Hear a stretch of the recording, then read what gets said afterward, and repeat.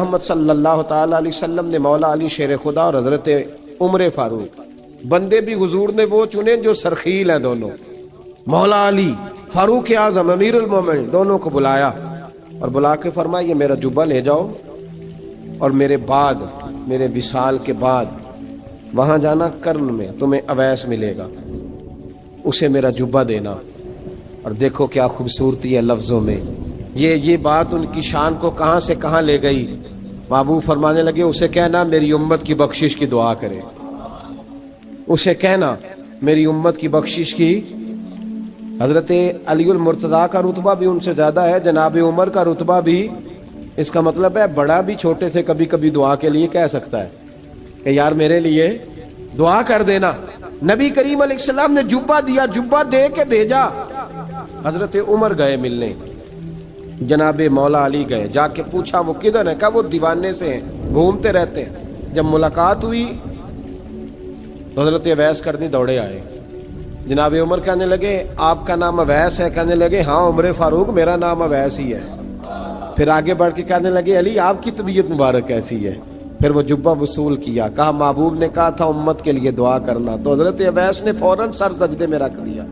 اور داتا صاحب حدیث لائے ہیں، محبوب فرمانے لگے اللہ تعالی بنو کلب کے قبیلے کی بکریوں کے بالوں کی تعداد کے مطابق اویس کرنی کی دعا کی برکت سے میری امت کو جنت میں داخل کرے گا۔ اتنا بڑا اعزاز، اتنا اعزاز حضرت اویس کرنی رضی اللہ تعالیٰ انہوں نے دعا کی، پھر واپس لوٹے۔ یہ تو داتا صاحب کی بات ہے۔ اب اگلے جملے حضرت محدث بہاولپوری نے ایک ذکر اویس نام کی کتاب لکھی ہے، حضرت علامہ فیض احمد صاحب اویسی رحمۃ اللہ علیہ، انہوں نے لکھا ہے کہ حضرت عمر فاروق اور مولا علی جب مل رہے تھے نا، تو ایک تیسرے شخص نے کہا کہ اویس ان کی زیارت کر لو جنہوں نے حضور کی زیارت کی، ان کی زیارت کر لو، چلو آپ حضور کی زیارت نہیں کر سکے تو زیارت کر لو۔ تو حضرت اویس کرنی اٹھ کے قریب گئے تو جناب علی المرتضیٰ اور جناب عمر سے کہنے لگے حضور کی داڑھی مبارک میں کتنے بال سفید تھے؟ زیارت تو نہیں کی، داڑھی میں کتنے بال؟ انہوں نے یہ نہیں کہا ہمیں پتہ نہیں، کیونکہ سوال دوسرے کا تھا۔ ان دونوں کا سوال یہ نہیں کہا ہمیں پتہ نہیں، باقی کتابوں میں الفاظ اور ملتے ہیں، میں وہ والی بات بیان کر رہا ہوں جس میں ادب زیادہ پایا جاتا ہے۔ کہا کتنے بال سفید تھے؟ تو یہ نہیں فرمایا مولا علی اور جناب عمر نے کہ ہمیں پتہ نہیں، کہنے لگے ویس آج آپ ہی بتائیں گے کتنے سفید، آج آپ ہی بتائیں کتنے ہیں۔ تو حضرت سیدنا اویس کرنی کہنے لگے محبوب کی داڑھی مبارک میں 17 بال سفید تھے، 17 بال سفید تھے، یہ ان کی زیارت کا حال۔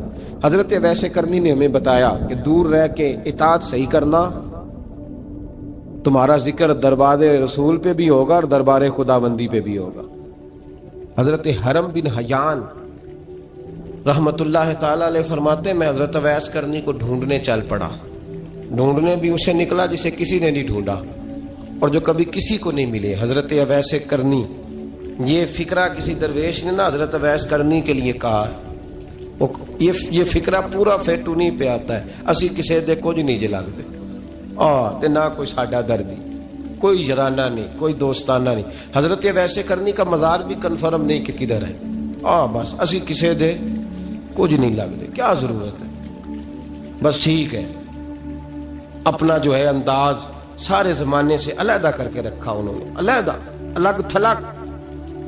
تو حضرت خواجہ اویس کرنی کو ڈھونڈتے ڈھونڈتے کہتے ہیں میں گیا، کرن گیا، حضرت حرم بھی نہیں، یہ داتا صاحب نے اس کو لکھا ہے، فرماتے میں گیا تو مجھے لوگوں نے کہا وہ تو حج کرنے چلے گئے۔ کہتے جب میں مکے گیا تو میں نے لوگوں سے پوچھا اویس کرنی آئے تھے؟ کہنے لگے ہم تو نہیں جانتے۔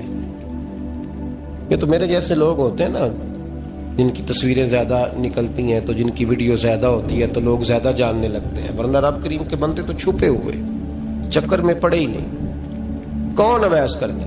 انہوں نے کہا کہ حضرت اویس کرنی، چہرے پر برس کے داغ ہیں، کمزور سا وجود ہے، داڑھی زیادہ گھنی نہیں۔ جب حالات بتائے تو کہنے لگے اس طرح کا ایک شخص آیا تھا، اس نے طواف کیا تھا، پہلے بھی دنیا کرتی ہے، پر جب اس نے کیا ہے نا تو اس کے طواف نے وہ خود بھی رویا ہے اور بھی بڑے روئے ہیں۔ وہ جب حجر اسود پہ آیا ہے تو رنگ بدلتا دیکھا ہے، کہا وہ کدھر گئے؟ کہنے لگے پورا نہیں پتا، اتنا ضرور خبر ہے کہ ان کے انداز بتاتے تھے کہ اب مدینے جائیں گے۔ جناب حرم بن حیان کہتے ہیں پھر میں مدینے گیا، میں نے خواجہ اویس کو ڈھونڈا، میں نے کہا یار میں نے حضرت خواجہ اویس کرنی کو ملنا ہے، کسی نے بتایا ہے کہ وہ مدینہ شریف آئے، تو لوگ کہنے لگے ہم نہیں جانتے وہ کون ہے۔ لیکن نا دنیا جان گئی، دنیا میں بڑا کچھ ہو گیا، بائی نیم لوگ جاننے لگے، ہوٹلوں پہ پہچاننے لگے، سڑکوں پہ پہچاننے لگے۔ لیکن بات تو یہ ہے کہ جن کو پہچاننا چاہیے اگر وہ پہچان لیں پھر تو بڑی بات ہے، پھر تو بڑی بات ہے۔ لیکن اگر وہاں ہی پہچان نہ ہو سکے تو پھر تو معاملہ بڑا الگ سا ہے نا۔ عزیز بھائی، حضرت خواجہ اویس کرنی کے بارے میں پوچھا تو مدینہ شریف کے زائرین اور وہاں کے مقامی لوگ بھی کہنے لگے کوئی نہیں پتا، ہم نہیں جانتے، ملے ہی نہیں۔ تو کہا باریک سا وجود ہے، پرانا سا لباس ہے، برس کے داغ ہے، چہرے پہ داڑھی زیادہ گھنی نہیں، کسی کو پاس نہیں بٹھاتے۔ اور پھر ایک جملہ اور کہا، سنا ہے روتے ہیں تو بڑے درد سے روتے ہیں، سنا ہے بھیگی رہتی ہیں پلکیں، سنا ہے ان کی پلکیں بھیگی رہتی ہیں۔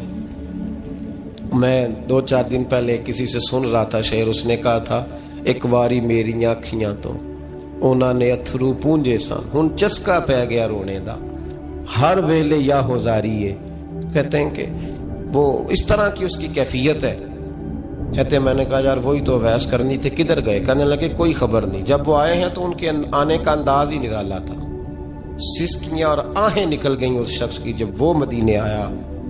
حضرت حرم بن حیان کہتے ہیں میں ڈھونڈتا رہا، تلاش کرتا رہا، پھر میں ان کو ڈھونڈتے ڈھونڈتے عراق میں آیا تو نہر فرات کے کنارے ایک کمزور سے آدمی کو ریت کے ٹیلے پر بیٹھ کے وضو کرتے دیکھا۔ کہتے ہیں جب ان کا وضو مکمل ہوا تو میں نے کہا السلام علیکم، تو کہتے انہوں نے چہرہ نہیں پھیرا، وہیں بیٹھے بیٹھے کہنے لگے وعلیکم السلام یا حرم بن حیان، یا حرم بن حیان وعلیکم السلام۔ کہتے میں نے کہا کہ من انت، آپ کون ہے؟ تو کہنے لگے وہی ہوں جسے تم مکے اور مدینے ڈھونڈتا رہا۔ تو کہتے میں نے کہا حضور آپ میرا نام کیسے جانتے ہیں؟ بڑا خوبصورت جملہ ہے، اللہ کرے آپ کو یہ یاد رہ جائے، سبق کبھی نہ بھولنا، یہ سبق کبھی نہ بھولنا۔ بابا صاحب کے مزار پہ گئے تو خالی آ گئے، داتا صاحب گئے تو خالی، ایسے ہی چلے گئے۔ ہم فارغ لوگ تھے، کوئی کام نہیں تھا کہ بابا فرید کی گلیوں میں گھومتے رہے، ہم فارغ تھے کہ 2 بجے حضرت سلطان باہو رحمت اللہ علیہ کی جالیوں کے سامنے کھڑے رہے۔ ہم کوئی پتھر چاٹنے والے لوگ تھے کہ آدھی رات بیت گئی اور ہم بزرگان کرما والا شریف کھڑے رہے؟ یہ کیسے ہو گیا کہ محدث اعظم کے مزار پہ کھڑے رہے؟ ایسے ہی کوئی بات تھی؟ حضرت ویسے کرنی بول کر فرمانے لگے، کہنے لگے کیا کہا تو نے کہ میں تجھے کیسے جانتا ہوں؟ فرمانے لگے تو مجھ سے پیار کرتا ہے، عارف تو روحی من روحی کا، میری روح تیری روح کی جاننے والی ہے۔ یہ روحوں کا رشتہ ہے، یہ خطا نہیں جایا کرتا۔ عارف تو روحی من روحی کا، میری روح تیری روح کو جانتی ہے۔ یہ کیسے ہو گیا؟ کوئی ایسے لوگ تھے تو اتنی جگہ مجھے تلاش کر آیا اور میں تجھے جانوں نہ؟ یہ کیسے ہو سکتا ہے؟ یہ کیسے ممکن ہے؟ تو ڈھونڈتا رہا گلی گلی اور میں کہوں کہ میں تجھے جانتا نہیں؟ فرمایا حرم بن حیان میں، ہاں میں دعا کرتا ہوں اللہ کی بارگاہ میں کہ رب کریم مجھے اور تجھے جنت میں اکٹھا کر دے۔ کہتے ہیں جب انہوں نے یہ دعا کی تو وہ چل پڑے۔ میں نے کہا حضور کہاں جا رہے ہیں؟ فرمانے لگے میرا پیچھا نہ کرنا، میں کسی اور منزل کا مسافر ہوں، اور جس رستے میں چل رہا ہوں نا ان منزلوں پہ ساتھ نہیں کسی کو لیا جاتا، یہ میری اپنی ذاتی منزل ہے، اس میں پاؤں پہ چھالے ذرا سخت ہوتے ہیں، ہر آدمی کا کام نہیں یہاں چلنا، تو مجھے تنہا رہنے دے اور مجھے اپنی مرضی سے چلنے دے۔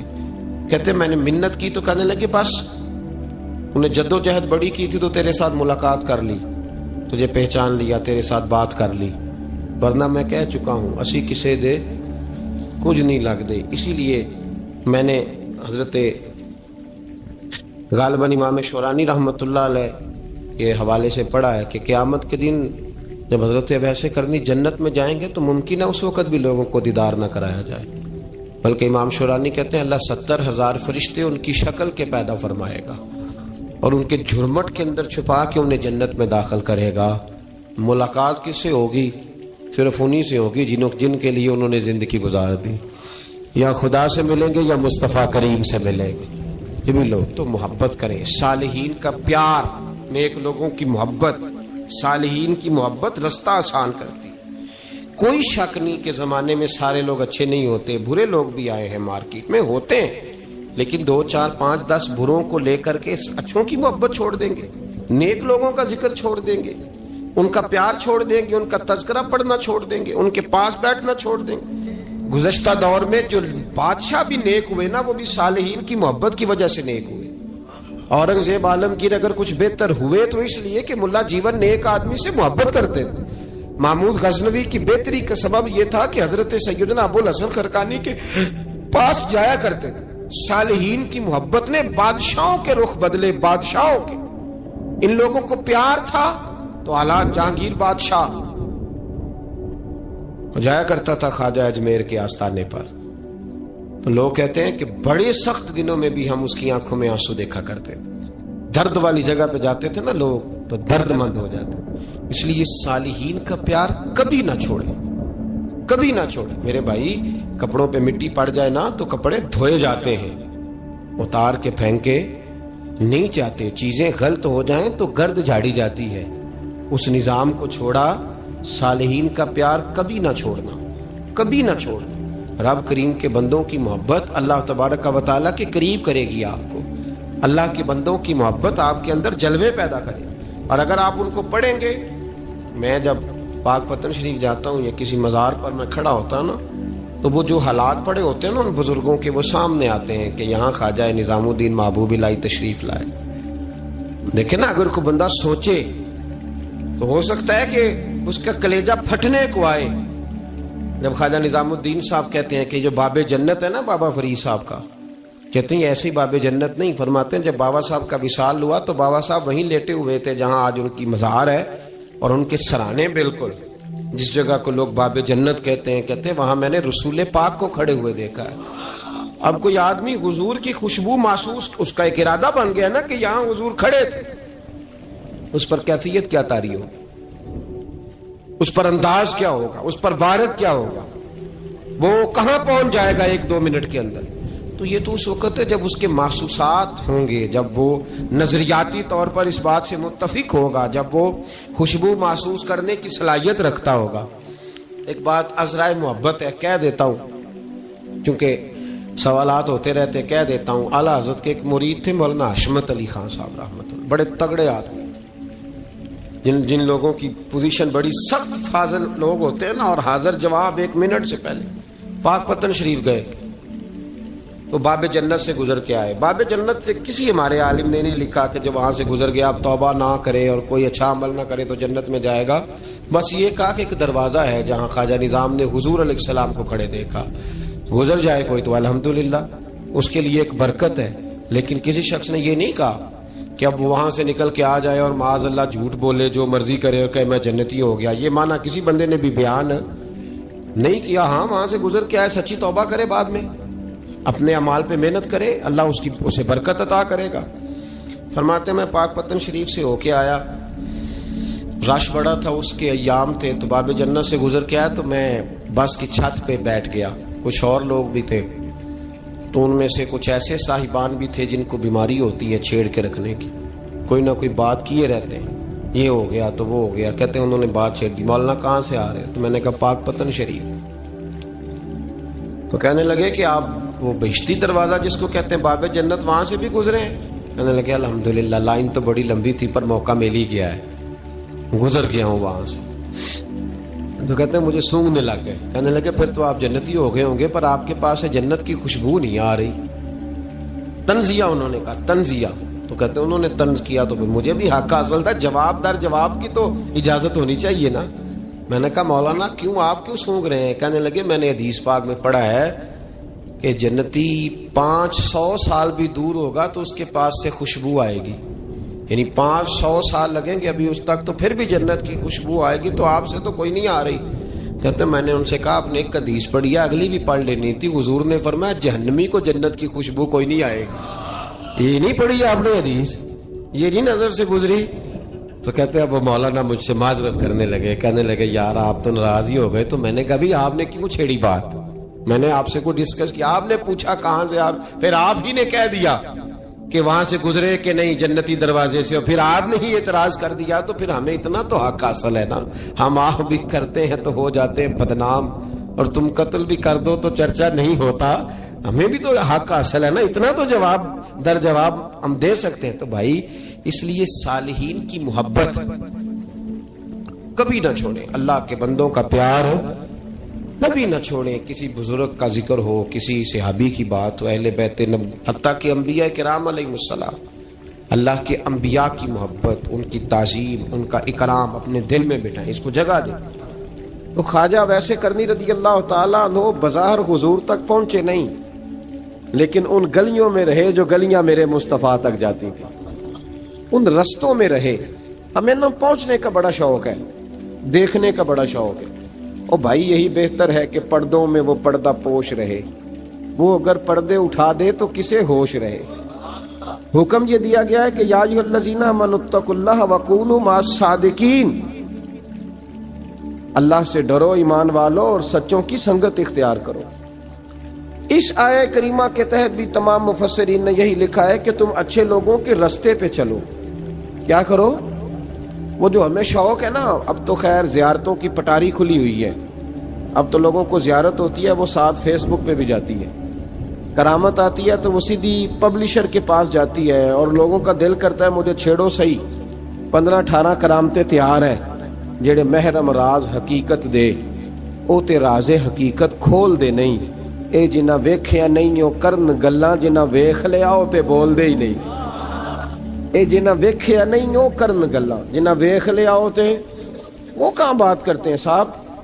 حضرت اویس کرنی رضی اللہ تعالیٰ عنہ، آپ کے حالات پر زیادہ مواد کتابوں میں ملتا ہی نہیں، میری بات پہ توجہ کریں آپ حضرات، ایک وقت میں ایک ہی کام ہو سکتا ہے۔ زیادہ مواد ان کے حالات پر، اس کی ایک بہت بڑی وجہ ہے، کچھ لوگ مجلسوں میں رہتے ہیں، محفلوں میں رہتے ہیں، ایک صاحب کہتا ہے میں بھی ان سے ملا ہوں، دوسرا کہتا ہے میں بھی ملا ہوں، تیسرا کہتا ہے میں بھی ملا ہوں، چوتھا کہتا ہے بھائی وہ ملتے جو رہتے ہیں، آتے جاتے جو ہیں۔ کچھ لوگ ایسے ہوتے ہیں جو ملنا پسند ہی نہیں کرتے، کہنے ایسی کسی دے کچھ بھی نہیں لگ دے تے نہ کو ساڈا دردی، وہ خدا رسول کی یاد میں الگ تھلگ، جب وہ کسی سے ملے ہی نہیں تو کسی کو ان کا واقعہ کیسے یاد ہوگا، جب ملاقاتیں نہیں ہوئی تو ان کی باتیں کیسے یاد ہوں گی۔ بڑی مخصوص لوگوں سے حضرت اویس کرنی رضی اللہ تعالیٰ عنہ کرن کے رہنے والے تھے، دور رہ کے۔ ہم لوگ نا دور یہاں سے آواز دیتے ہیں کہ یا رسول اللہ کوئی سبب لگ جائے تو ہم مدینہ شریف حاضر ہو جائیں۔ میرے اصحاب رحمۃ اللہ علیہ فرمایا کرتے تھے جو دور رہ کے بھی نبی پاک کی صحیح بات مانے نا، مصطفیٰ کریم اسے وہیں دیدار عطا کر دیتے۔ شرط یہ ہے کہ مانے صحیح کر کے، دور رہ کے۔ دلیل کیا ہے؟ حضرت اویس کرنی تو پاس رہے ہی نہیں، لیکن محبوب کے طریقے پر صحیح کر کے عمل کیا، نبی پاک علیہ السلام کی سنت پر صحیح کر کے عمل کیا، حضور کی باتوں کو صحیح کر کے مانا۔ قریب نہیں تھے، کرن میں تھے، دور تھے، لیکن میرے محبوب نے بٹن کھول کے یمن کی طرف چہرہ مبارک کر کے ٹھنڈی سانس لے کے فرمایا ادھر سے نا مجھے رب رحمان کی خوشبو آتی ہے، ادھر سے مجھے رب رحمان کی خوشبو آتی ہے، بھائی تو بات مان، تو جہاں بھی ہے۔ ابھی میں اپنے ایک دوست کو سمجھا رہا تھا کہ خوشامد اور ہوتی ہے اور محبت اور ہوتی ہے۔ منہ پہ لوگ بڑی کھل کے خوشامد کر دیتے ہیں، لیکن سمجھ آ رہی ہوتی ہے کہ جو کہہ رہا ہے نا اس کی باڈی لینگویج اس کا ساتھ نہیں دے رہی، غلط کہہ رہا ہے، جھوٹ بول رہا ہے۔ یہ جو کہہ رہا ہے نا یہ خوشامد ہے۔ لوگ کام لینے کے لیے نہیں بعض اوقات بڑھا چڑھا کے، چھوٹے بندے کو نہیں بندہ بڑھا چڑھاؤ، بیٹا تو ہے ہی بڑا دلیر، جا میرا پتر بھاگ کے، تو یہ تعریف نہیں ہو رہی، یہ خوشامد ہے۔ او بھائی خوشامد اور محبت میں کچھ لوگ سامنے آ کے بڑی خوشامد کرتے ہیں پر محبت نہیں کرتے۔ بڑی خوشامد قرآن پڑھ کے دیکھیں، قرآن پڑھ کے دیکھیں وَمِنَ النَّاسِ مَن يَقُولُ آمَنَّا بِاللَّهِ وَبِالْيَوْمِ الْآخِرِ وَمَا هُمْ بِمُؤْمِنِينَ۔ محبوب تیرے سامنے آ کے لوگ کہتے ہیں ہم اللہ پر اور آخرت پر ایمان لائے، تیرے سامنے آ کے کہتے ہیں، پر محبوبہ یہ ایمان والے، اللہ کہہ رہا ہے یہ ایمان والے۔ ایک نے سامنے آ کے اچھے تلفظ سے کلمہ پڑھا ہے اور اللہ فرماتا ہے محبوب یہ ایمان والا، اور ایک دور یمن میں بیٹھے ہیں، ظاہراً ملنے بھی نہیں آئے لیکن محبوب نے ٹھنڈی آہ لے کے فرمایا یار مجھے رب رحمان کی خوشبو آتی ہے، تو گھر۔ اس کی دلیل مسند امام محمد بن حنبل کی ایک مضبوط حدیث پڑھ دوں تاکہ بات یاد رہے۔ حضرت معاذ بن جبل رضی اللہ تعالیٰ عنہ فرماتے ہیں نبی پاک نے مجھے یمن کا گورنر بنایا۔ جب میں جا رہا تھا نا، اللہ کے حبیب نے مجھے کئی نصیحتیں فرمائیں، ان میں سے ایک بات حضور نے یہ فرمائی کہ یاد رکھنا جب بندہ اللہ سے ڈرتا ہے تو اللہ اس کی مدد فرماتا ہے۔